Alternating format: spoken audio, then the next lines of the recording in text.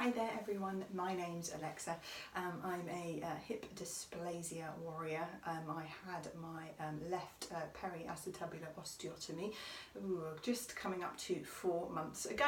I also happen to be a running coach and a sports massage therapist, so I thought today I'd share a couple of top tips on how to loosen off a few of the muscles that might be a little bit upset either before surgery or after surgery, just to give yourself a little bit of release. And today's are going to all be stuff you can do while sat down, which is really quite handy when you're doing your post-operative recovery.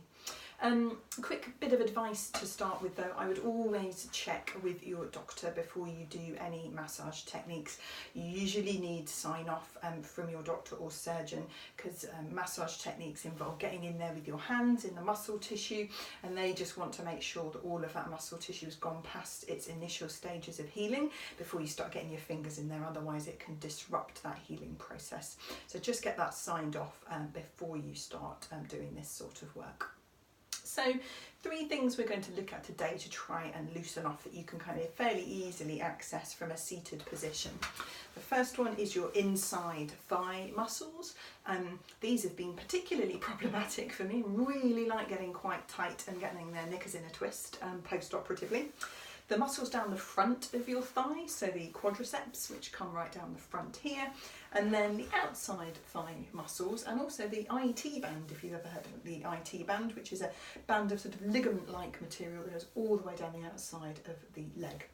So we're going to start off with these inside thigh muscles. So I start by kind of taking my hand in a little bit of a C shape and literally just kind of grabbing a handful of the muscle and squeezing it gently and giving it a bit of a knead, kind of like a slow kneading of bread dough. Working your way up and down this muscle and really focusing in on being gentle with it. With any kind of good massage techniques, you need to start off gently. If you're to go in there straight away with a thumb or an elbow, the muscle would very quickly tell you where to go.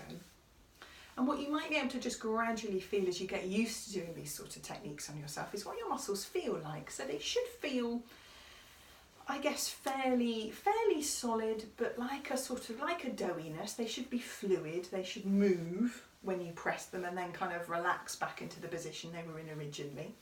If they feel too stiff, it might just be you're dehydrated. So if you pull a little bit of skin and it takes a little bit while to sink back to its original position, dehydration can be a factor.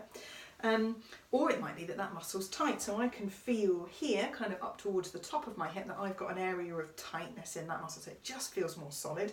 And personally, because I can feel it, it feels more sore. So here I do a bit of a supported thumb.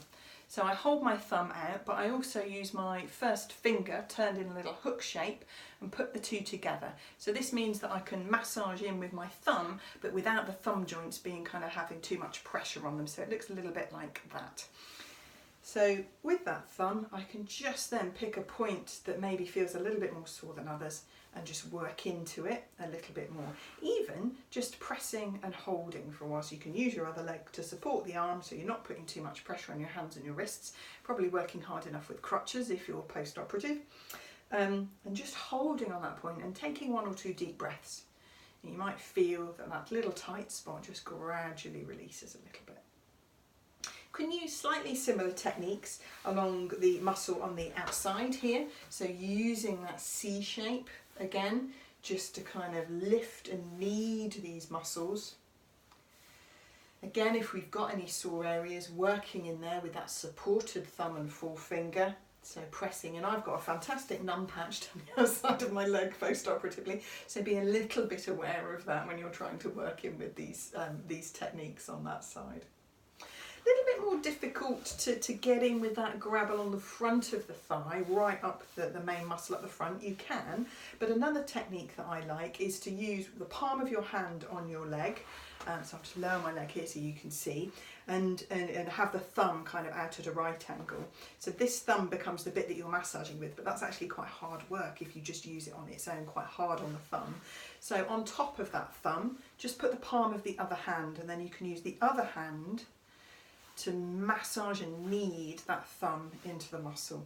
And again, just moving crossways, gently cross those fibres, can be really, really helpful. To finish off any sort of massage, I really like just doing gentle strokes. Again, that reinforced thumb, so the thumb first, hand on top, and just gently pulling up towards you from the muscle. It helps blood flow if you've got any swelling as well, which I'm still struggling with on the outside of my leg. It helps a little bit, just kind of help encouraging the body to return that fluid back to your centre for processing, and is a nice way to just finish things off a little bit. If you have one of these little knobbly ball, or maybe just a tennis ball or sports ball lying around the house, you can also work into the muscles with it as well. So in between the palm of your hand and just doing little circles onto the muscle.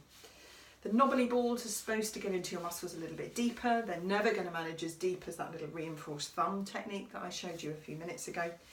But that can be another nice way of getting into those muscles. This becomes more useful as a tool when you're working on the muscles in your bottom, on the back of the thigh, which are a lot more difficult to get into with your hands. So we might cover that in a future video. I hope that helps. Best of luck with your rehab, your recovery, or wherever you are on your hip journey.